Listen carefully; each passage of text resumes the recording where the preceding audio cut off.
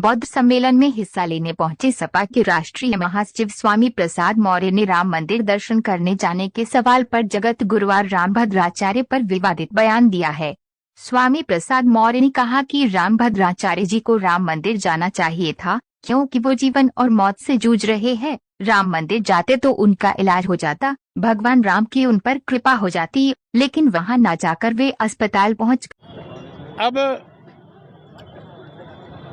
ये लोग आज से नहीं, हजारों साल से इस देश के आदिवासियों, दलितों, पिछड़ों, गरीबों, मजलूमों पर हमला करते आए हैं। हमला करना उनकी आदत में है, लेकिन हम मानवतावादी विचार के हैं। हम हमला करने वालों को भी माफ़ कर देते हैं, क्योंकि हमारी संस्कृति है आगे बढ़ो, जो सामने आए उसको गले लगाओ, और जो ईंटा पत्थर भेजे उसका भी स्वागत करो। और जो भी आगे गए हैं, हमारा महापुरुषों का इतिहास है कि जो भी आगे चलने की कोशिश किया है, ऐसी अराजक तत्व हमेशा उन पे रोड़ेबाजी करते रहे, विरोध करते रहे, समय समय पर कीचड़ उछालते रहे, कभी कभी गंदा भी फेंकते रहे, काला झंडा भी दिखाते रहे, ईंट पत्थर भी बेचते रहे। इसलिए मैं उसको अन्यथा नहीं लेता हूँ।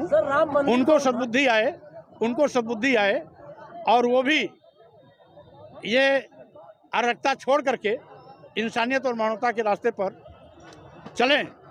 इसका मतलब विज्ञान सत्य है और विज्ञान की ताकत में उनको भी जाना पड़ा। अगर राम में वो ताकत होती तो विज्ञान में न जाकर राम के यहाँ चले गए होते। लालकृष्ण आडवाणी को भारत रत्न दिए जाने के ऐलान पर उन्होंने कहा कि सरकार को समझ बहुत देर में आई है। रामलला मंदिर के उद्घाटन अवसर पर रामलला प्रकरण के नायक आडवाणी जी को तो आमंत्रित नहीं किया गया था। शायद उसी भूल को सुधारने के लिए भारत सरकार ने आडवाणी जी को भारत रत्न की उपाधि दी है। जबकि आडवाणी जी एक बड़े नेता थे, उनका एक लंबा राजनीतिक संघर्ष था, अभी भी सक्रिय राजनीति में थे, लेकिन देश की सरकार ने उनको सक्रिय राजनीति से बाहर किया। भले कि प्रायश्चित स्वरूप भारत रत्न की उपाधि दी जा रही है, जो स्वागत योग्य है, लेकिन सरकार ने अपनी गलतियों को समझा और फिर प्रायश्चित कर भारत रत्न दिया। हम समझते हैं देर आए दुरुस्त आए। वहीं हिंदूवादी संगठनों द्वारा काला झंडा दिखाकर विरोध प्रदर्शन करने के सवाल पर सपा नेता स्वामी प्रसाद मौर्य ने कहा कि पहले काला झंडा सत्ता पक्ष के लोगों को दिखाया जाता था। मुझे खुशी है कि आज सत्ता पक्ष के लोग विपक्ष को काला झंडा दिखाते हैं। स्वामी प्रसाद मौर्य विपक्ष में होते हुए भी सत्ता पक्ष के लिए भारी पड़ रहे हैं और भय का कारण बने हुए हैं। इसका मतलब स्वामी प्रसाद मौर्य सत्ता पक्ष पर भारी पड़ रहे हैं। इल्म लेना जरूरी है। अगर इल्म लेने के लिए आपको चीन भी जाना पड़े तो चीन चले जाना, लेकिन इल्म जरूर हासिल करना, ये मोहम्मद साहब ने भी कहा है। तो विपक्ष में बहुत दिन तक काला झंडा मुर्दाबाद बोलते थे सत्ता पक्ष के खिलाफ,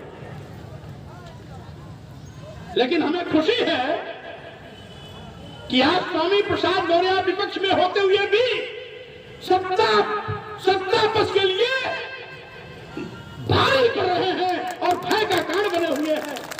आज सत्ता पक्ष के लोग, पहले विपक्ष के लोग सत्ता पक्ष को काला झंडा दिखाते थे, आज सत्ता पक्ष के लोग, डबल इंजन की सरकार के लोग आज स्वामी प्रसाद मौर्य को काला झंडा दिखा रहे हैं। इसका मतलब है स्वामी प्रसाद मौर्य डबल इंजन सरकार पर भारी पड़ रहे हैं। इसलिए अभी मैं कल गया था कानपुर, 3 मूल मंत्र दिया था, जिसमें पहला था शिक्षित बनो, शिक्षित बनो, संगठित हो, संघर्ष करो। तो पहला मूल मंत्र था शिक्षित बनो। ज्योतिबा फुले जी ने कहा था कि विद्या के अभाव में मति मारी गई, मति के अभाव में वृत्त मारा गया, वृत्त के भाव में वित्त मारा गया, वित्त के भाव में गति मारी गई। नतीजा ये था कि जो भारत सोने की चिड़िया कहा जाता था, उस भारत के लोग विद्या के अभाव में गरीब हो गए, लाचार हो गए। पुलिस ने उनकी भी जबरदस्त तोड़िया की और उनका काला झंडा कहां दिखाई पड़ा, कहां नहीं दिखाई पड़ा, उनके जेब में रह गया या निकला कि नहीं निकला।